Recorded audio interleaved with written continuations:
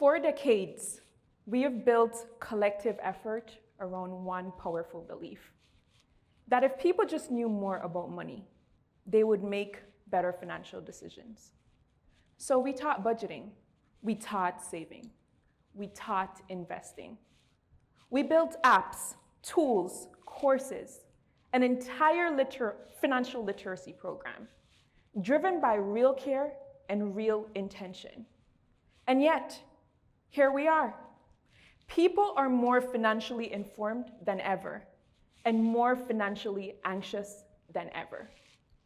That disconnect matters, because when something doesn't work at scale, we don't blame people. We interrogate the system. So the question becomes uncomfortable but necessary. What if the issue was never a lack of information, but the emotional and cultural environment people are trying to make decisions inside of? Let me ask you something quietly. How many of you have ever purchased something, not because you needed it, but because you needed comfort? How many of you have ever avoided your bank account, not out of irresponsibility, but because looking felt like facing disappointment? How many of you have ever felt like no matter how hard you try with money, it never feels like enough? Some of us treat our savings like the Avengers treated half the universe. One bad decision and suddenly, everything just disappears. Those are not math problems. Those are identity patterns. I'm a financial analyst. I studied financial economics. I understand the math. But the most important thing I've learned about money did not come from a spreadsheet or a textbook. It came from rebuilding my life. I moved to the United States from Jamaica, carrying ambition, pressure, and a quiet fear of falling behind. I've worked multiple jobs. I paid my way through school. I did everything I was taught would have led to financial stability. And yet, even as my knowledge grew, something didn't sit right. I watched intelligent, capable people, friends, colleagues, students, sabotage their own progress. Not because they lacked discipline, but because money activated something deeper in them. I started hearing the same sentence everywhere. I'm just bad with money. My family never saved. It's not in my culture. I'll start when I make more. Those weren't financial statements. Those were identity statements. That is when I realized something we rarely name. Money behavior is not driven by knowledge. It's driven by identity, by the beliefs we absorb about money before adulthood, by the cultural narratives we inherited without choosing, by the emotional patterns formed in survival. And when identity remains unexamined, financial patterns begin to compound in the wrong direction. This is not just a personal issue. It is a public one. Because when financial stress becomes the norm, it shapes how people think, how families function, how children learn, and how communities endure pressure.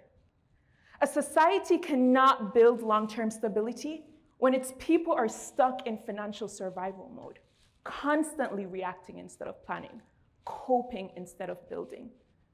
So the question becomes, what if the next leap forward in financial well-being does not come from more information, but from rebuilding the internal architecture that shapes how people relate to money in the first place? That question led me to create something called financial identity reconstruction, a way to shape the trajectory of financial behavior so it compounds towards stability, resilience, and long-term public good. Not a mindset hack, not a motivation, not another budgeting method, a structural shift in how people understand themselves in relation to money. Because when you change identity, you change behavior. And when behavior changes consistently over time, outcome changes. This framework works through 4 critical shifts. Number 1, awareness, interrupting inherited patterns. Every financial decision we make is influenced by patterns that started long before us. Beliefs like money disappears, saving means deprivation. People like us don't get ahead. Spending is how you survive stress. Most people never question those beliefs. They simply live them. Awareness is the moment the automatic cycle slows down. It is when people learn to name the financial identity they inherited from family, culture, and survival, instead of confusing it with who they truly are.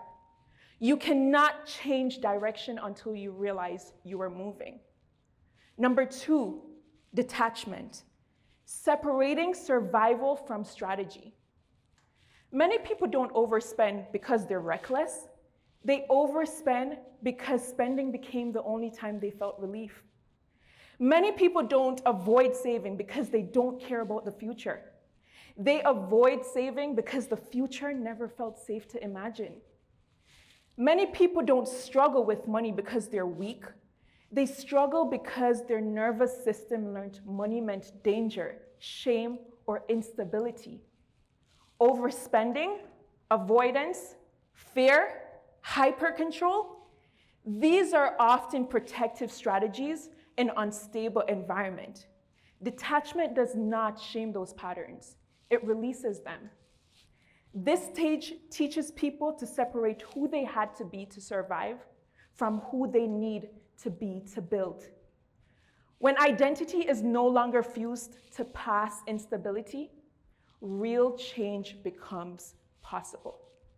Number 3, reconstruction, building a strategy-based identity. Here is where change becomes durable. Most people try to force new behaviors onto old identity, and that is why change rarely lasts. Reconstruction flips the order. Instead of asking, what should I do with money? We ask, who do I choose to be financially? A person who saves does not save because of willpower. They save because saving aligns with who they believe they are. This stage builds an identity rooted in discipline over impulse, strategy over reaction, and long-term orientation over urgency. When identity changes, behavior stops feeling forced. It begins to feel natural. When financial stability goes unexamined, stress doesn't just disappear. It gets passed on. Fear gets normalized. Instability becomes familiar. But when identity changes, something shifts. Saving stops feeling like deprivation. Planning stops feeling forced. And the future stops feeling like something to avoid. This isn't just about personal finance. It's about whether people live with shame or with agency. Whether children grow up watching anxiety or stability. Whether communities remain stuck in survival or begin to build. A country does not move forward simply because people know more. It moves forward when people feel safe enough to think long term. Financial identity reconstruction is not a rejection of education or policy. It's simply a missing foundation beneath them. Because when identity goes unexamined, information has nowhere to land. For a long time, we have believed that financial stability is something people earn by learning more, working harder, or trying again. But what we have missed is that stability is also something people become. You cannot build a future on an identity shaped entirely by survival. You cannot ask people to think long-term when their inner world still feels unsafe. And you cannot expect new outcomes while the same emotional and cultural patterns remain untouched. But when identity changes, everything changes. People stop seeing themselves as behind. They stop seeing themselves as broken. They stop seeing stability as something meant for someone else. They start to see themselves as builders, as planners, as people capable of discipline, of vision, of legacy. And when enough people begin to see themselves this way, the impact extends far greater beyond individual lives.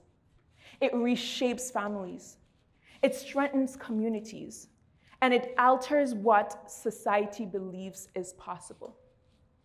Because when people rebuild who they believe they are financially, they don't just change their relationship with money. They change the direction of their lives. And over time, they change the future we all inherit. Thank you.